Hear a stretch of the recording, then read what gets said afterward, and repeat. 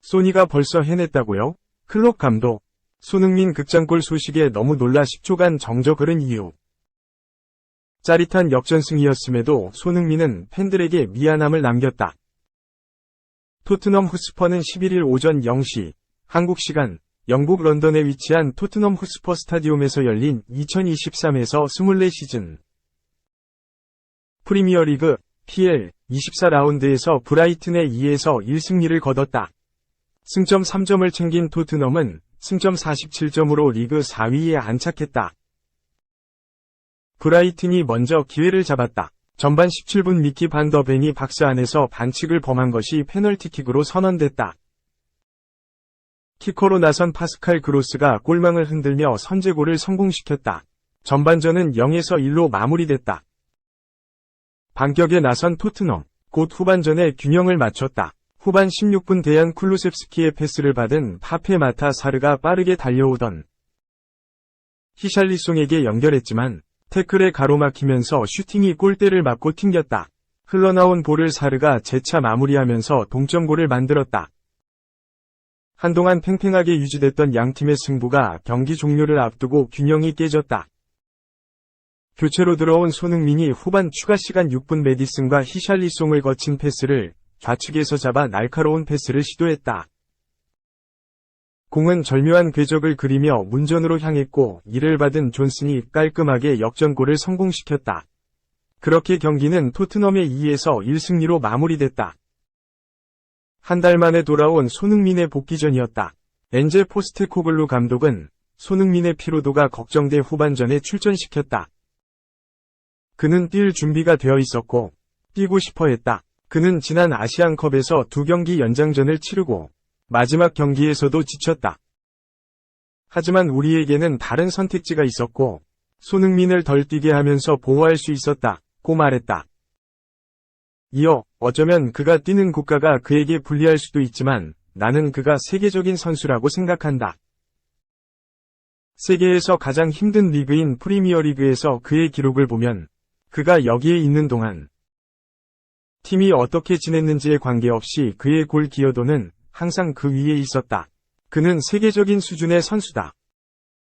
다른 몇몇 선수들도 있었지만 세계적 수준의 선수가 출전한다는 것은 우리에게 훌륭한 일이다. 라고 말하면서 칭찬을 아끼지 않았다.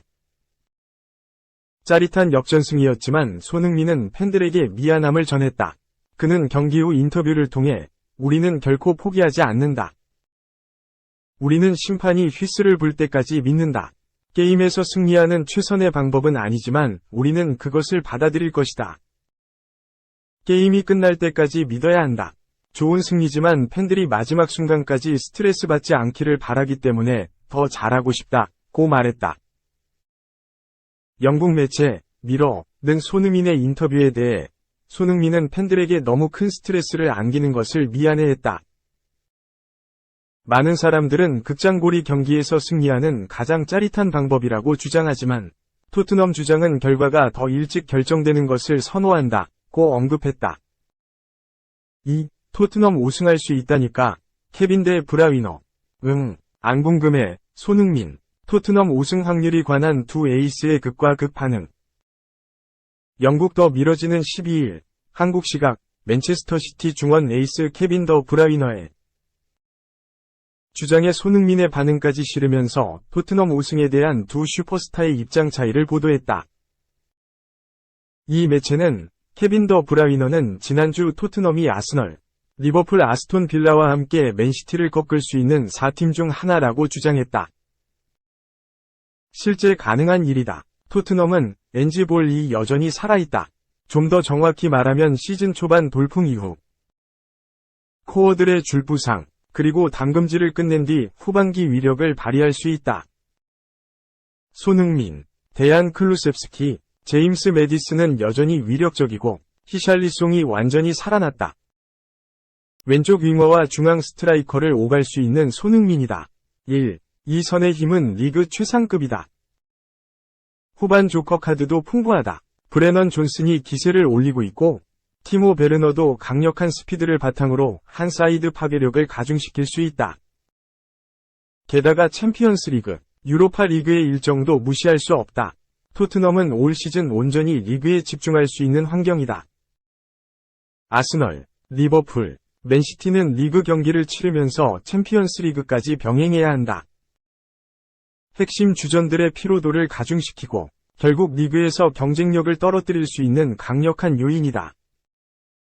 현지 매체들은 그동안 토트넘이 보여줬던 뒷심 부족과 스쿼드의 열세로 우승은 힘들다고 하지만 데 브라위너의 생각은 다르다. 더 브라위너는 토트넘을 강력한 우승 다크호스로 꼽았다. 하지만 토트넘 에이스 손흥민은 우승 도전에 대해 한 번도 생각하지 않았다고 주장했다. 그는 구단의 누구도 우승 도전을 꿈꾸지 않는다고 했다고 말했다. 겉으로 보기에는 토트넘의 우승이 쉽지 않다는 말 같지만 사실상 다르다. 손흥민은 항상 인터뷰에서 겸손한 자세를 보였다. 게다가 항상 현 시점의 경기가 가장 중요하다. 한 경기 최선을 다하다 보면 목표는 자연스럽게 달성되는 것이라는 내부 원칙을 지니고 있다. 즉, 우승 도전이라는 타이틀에 휘둘리지 않고 매 경기 사력을 다해 치르겠다는 일종의 각오다. 때문에 토트넘 우승 확률은 더욱 높아지는 아이러니컬한 상황이 발생한다. 손흥민은 현지 매체와의 인터뷰에서 우리는 최선을 다하고 있다. 우승 도전에는 경쟁자가 너무 많다. 맨체스터 시티, 리버풀은 지금 날고 있다. 시즌이 끝날 때 우리는 도달할 수 있는 곳에 있을 것이라고 했다. 맨시티와 리버풀, 그리고 아스널은 이런 모습이 더욱 위협적으로 느껴질 수 있다. 3. 음바페 필요 없어. 우리에겐 그가 있다. 오른쪽 화살표 레알 팬들 사랑 한번 받는 LW 오른쪽 화살표 포지션 겹치는데 왜 영입하나? 반문. 최근 유럽 언론들은 일제히 음바페의 레알 마드리드 이적을 결정했다고 보도했지만 다시 위기에 처했다고 한다. 음바페는 이번 시즌이 끝나면 PSG와 계약이 종료돼 FA가 된다. 이미 음바페는 더 이상 PSG와 재계약을 하지 않기로 했다. 이 말은 이적료를 줄 필요가 없다는 의미이다. 그래서 그의 영입을 원하는 구단 중 레알 마드리드가 그의 영입을 결정했다고 한다. 이적료가 필요 없기에 음바페는 많은 돈을 원한다. 언론들은 음바페가 레알 마드리드의 연봉 5천만 유로, 718억 원과 함께 4이닝 보너스 1억 2천만 유로, 1723억 원을 요구했다고 한다. 레알은 이 정도의 돈은 과도한 요구라고 한다. 엄청난 연봉 요구액이 알려지자 팬들은 과연 음바페가 레알 마드리드에 꼭 필요한 선수인가에 대한 의문을 갖고 있다. 특히 공격진에는 올 시즌 득점 선두를 달리고 있는 주드 벨링엄이 있고 기존의 비니시우스 주니오르가 있기 때문이다.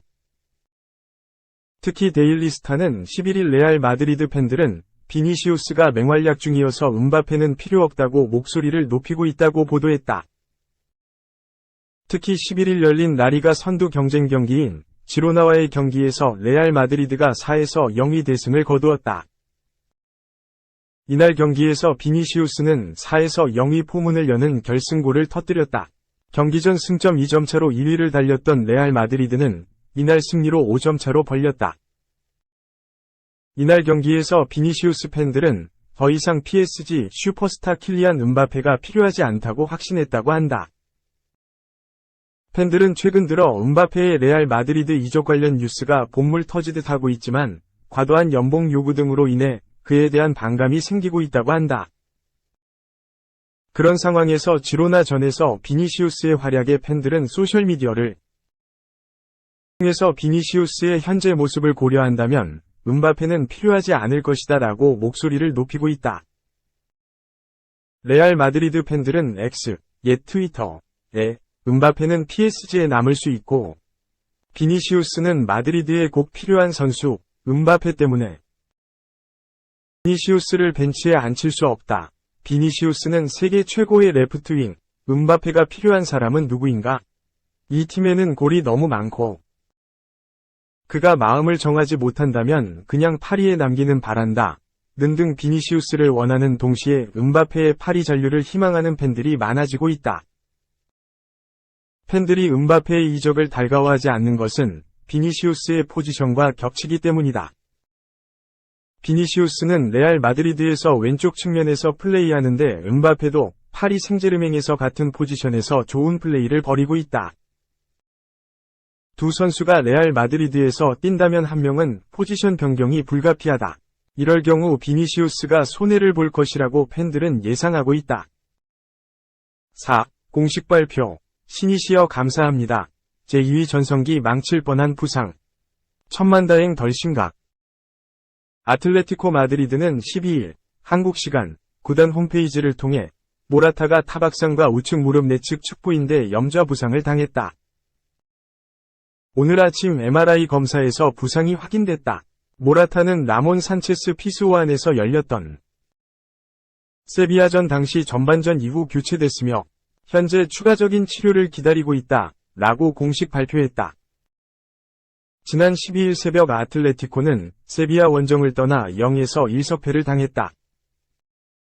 디에고 시메오네 감독은 날카로운 결정력을 선보이고 있는 앙투안 그리즈만과 모라타 투톱을 가동했지만 예상치 못한 변수가 발생했다. 전반 추가 시간 부바카리 수마레와 부딪힌 모라타가 공중에서 뜬 다음 그대로 바닥에 떨어졌다. 모라타는 충돌 직후 그라운드에 쓰러져 고통을 호소했고 위류진에게 부축받고 빠져나갔다. 다행히 심각한 부상은 아니었다. 이적 시장 전문가 파브리시오 로마노는 아틀레티코는 모든 게 계획대로 진행된다면 20일 안으로 모라타가 복귀할 거라 예상한다. 클럽과 스태프는 무릎 부상이 심각하지 않기 때문에 유럽축구연맹, 우에파, 챔피언스리그, UCL 16강 2차전 인터밀란전 3, 14에 출전할 수 있기를 바란다. 라고 짚었다. 로마노에 따르면 모라타는 신이시여 감사합니다. 내 무릎 부상은 심각하지 않습니다. 좋은 메시지들을 보내줘 감사합니다. 또한 나는 증오스러운 메시지를 보내는 사람들도 행복하길 바란다. 다시 최선을 다하겠다. 라며 복귀에 대한 각오를 불태웠다. 레알 마드리드, 유벤투스, 레알, 첼시, 아틀레티코를 거치면서 좀처럼 정착하지 못하던 모라타. 이번 시즌 드디어 12타스 메트로폴리타노를 화려하게 누비고 있다. 리그 22경기 동안 공격 포인트 15개, 13골 2도움을 쓸어 담으며 맹활약하고 있다.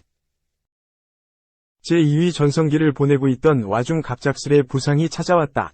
커리어 내내 크고 작은 부상이 계속됐었기에 더욱 걱정이 컸다. 하지만 다행히 심각하지 않았다. 아틀레티코는 3주 정도를 예상하고 있으며 모라타 역시 안도의 한숨을 내쉬었다. 구단 예상대로라면 다음 달에 있을 유럽 대항전 경기에도 나설 수 있을 것으로 전망된다.